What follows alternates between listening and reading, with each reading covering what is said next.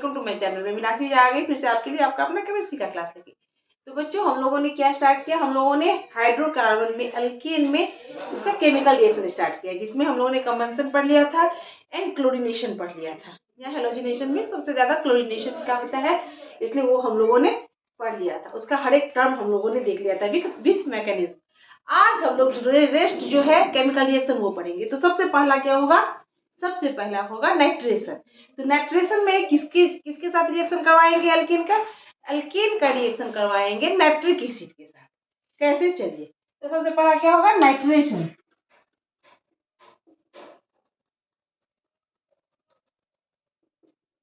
Nitration of alkanes. अब ये alkane में कुछ ले लिए, मान लीजिए हम ये लिए, इसको डिनोट करने के लिए एक एच। यहाँ रिएक्शन में क्या होता है, ये एक एच का हटा के वहां पर नाइट्रिक एसिड का एडिशन होगा, यही होता है ना। और यहाँ नाइट्रिक एसिड क्या है, HNO3।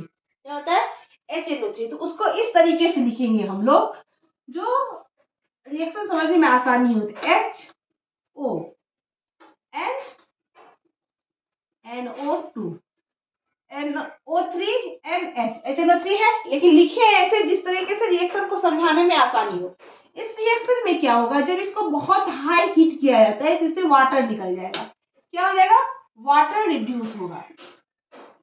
423 to 698 something. हाँ, 423 टू 698 डिग्री। इसमें क्या होगा, ये वाटर यहां से रिड्यूस हो गया, -H2O हो गया।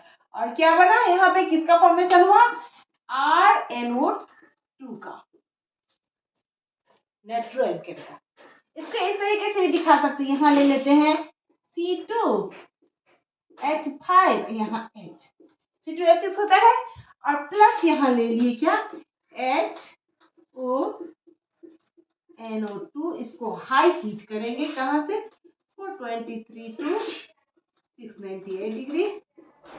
तो क्या होगा, यहाँ से वाटर रिड्यूस होगा, ये -H2O, बनेगा क्या, C2H5NO2। क्या, C2H5NO2। अब नेक्स्ट में ऐसे ही है, सोमन चलता रहे, ठीक है। नेक्स्ट रिएक्शन क्या होगा, सल्फोनेशन ऑफ अल्केन। क्या होगा, sulphonation of alkane. Sulphonation of alkane, ठीक। इसमें सेम टू सेम, यहाँ नाइट्रिक एसिड लेंगे तो वहां पे किसका यूज होगा, सल्फ्यूरिक एसिड का। किसका, सल्फ्यूरिक एसिड का। क्या लिए, यहाँ ले ली रिएक्शन में RH मान लीजिए, अब प्लस H2SO4 सल्फ्यूरिक एसिड होता है, तो उसको लिखेंगे कैसे, HSO4 है O, ठीक, SO3H हो गया, H2SO4 हो गया। अब इसमें भी वही होगा, क्या होगा, वाटर रिड्यूस होगा, -H2O होगा, ठीक है। और बनेगा क्या, R, ये वाटर रिड्यूस हो गया यहाँ से, और फॉर्म क्या हुआ, RSO3H। आ रही बात समझ में। इसकी जगह मान लीजिए ये ले लेते हैं हम, मीथेन ले लेते हैं, CH3, यहाँ H डाल दिए, अब प्लस HOSO3H। तो क्या बन जाएगा, यहाँ पे वाटर रिड्यूस होगा, -H2O, एंड क्या होगा, CH3SO3H। आगे बात समझ में बच्चों, चलिए आगे देखते हैं। तो केमिकल रिएक्शन तो हम लोगों ने देख लिया। अब हम लोग आते हैं किसके, अल्केन के आइसोमेराइजेशन, ठीक है। आइसोमेराइजेशन क्या है, वो प्रोसेस है जिसके द्वारा एक आइसोमर से उसको दूसरे आइसोमर में कन्वर्ट किया जाएगा। Conversion of one isomer into another isomer क्या है, द प्रोसेस ऑफ कन्वर्जन करने का ऐसा process of one isomer into another isomer, एक आइसोमर से दूसरे आइसोमर में कन्वर्ट करने का जो प्रोसेस होता है वही आइसोमेराइजेशन कहलाता है। मालूम है, कैसे, जैसे यहाँ अल्केन लिए है, कौन, नॉर्मल अल्केन, नॉर्मल ब्यूटेन है ये क्या लिए, मैंने क्या लिया है, नॉर्मल एन ब्यूटेन इसको बोलते हैं, क्या बोलते हैं इसको, एन ब्यूटेन यानी नॉर्मल ब्यूटेन। यहाँ एन ब्यूटेन ले लिए, एन ब्यूटेन नॉर्मल ब्यूटेन है। इसको क्या, लेकिन जरूरत दो चीज की होती है, दो नहीं तीन चीज की जरूरत होती है। पहला तो लुईस एसिड, कौन सा, AlCl3 लुईस एसिड। दूसरा स्ट्रॉन्ग एसिड, कौन सा, HCl स्ट्रॉन्ग एसिड। वो भी कैसा मोड में होना चाहिए, दोनों कंसंट्रेट। साथ में क्या चाहिए, heat. Lewis acid AlCl3, strong acid HCl, वो भी कैसा, कंसंट्रेट, अब प्लस हीट। तो क्या होगा, ये एक आइसोमर से दूसरे आइसोमर में कन्वर्ट हो जाएंगे। यहाँ नॉर्मल ब्यूटेन है तो ये क्या हो जाएगा, आइसोब्यूटेन में कन्वर्ट हो गया, आइसो ब्यूटेन में कन्वर्ट हो गया। अब मान लीजिए ले लेते हैं दूसरा एग्जांपल, क्या ले ले, आइसोपेंटेन ले लेते हैं, मान लीजिए 2 मिथाइल पेंटेन ले लेते हैं। देखिए 1 2 3 4 एंड 5, यहाँ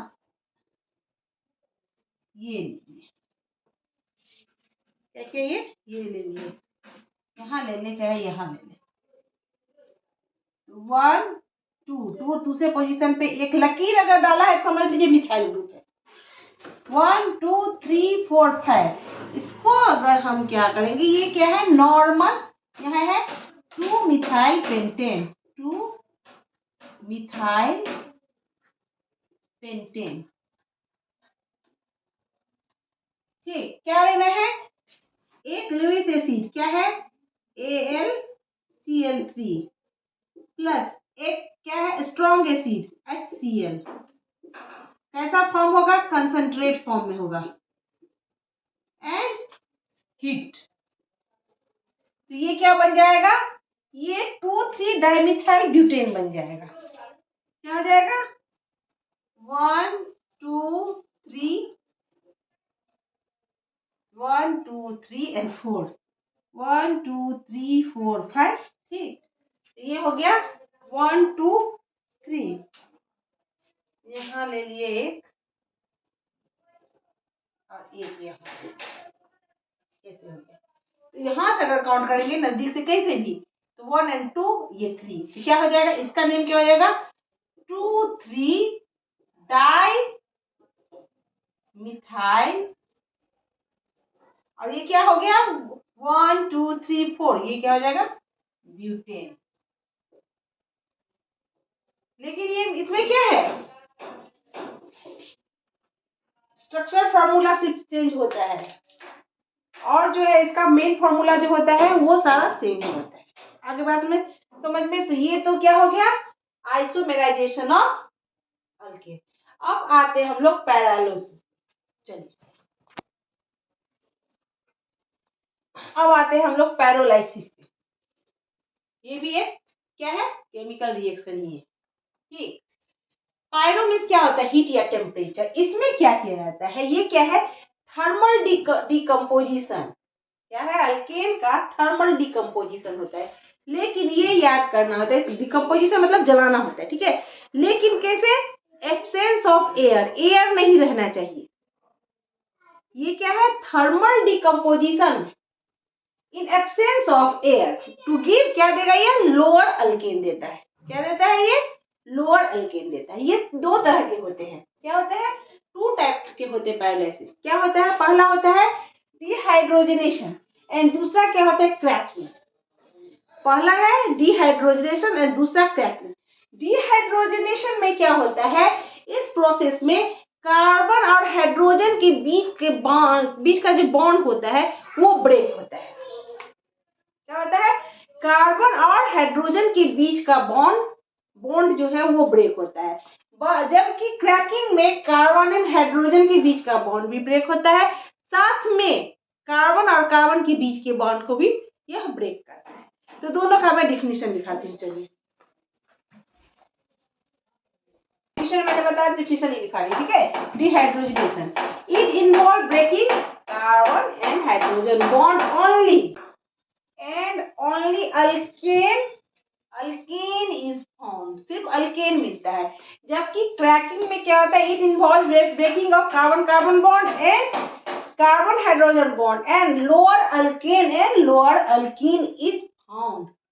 इसमें दोनों मिलता है, क्योंकि कार्बन कार्बन बॉन्ड भी टूट रहा है और कार्बन हाइड्रोजन बॉन्ड भी, तो इसमें लोअर अल्केन और लोअर अल्कीन दोनों मिलता है।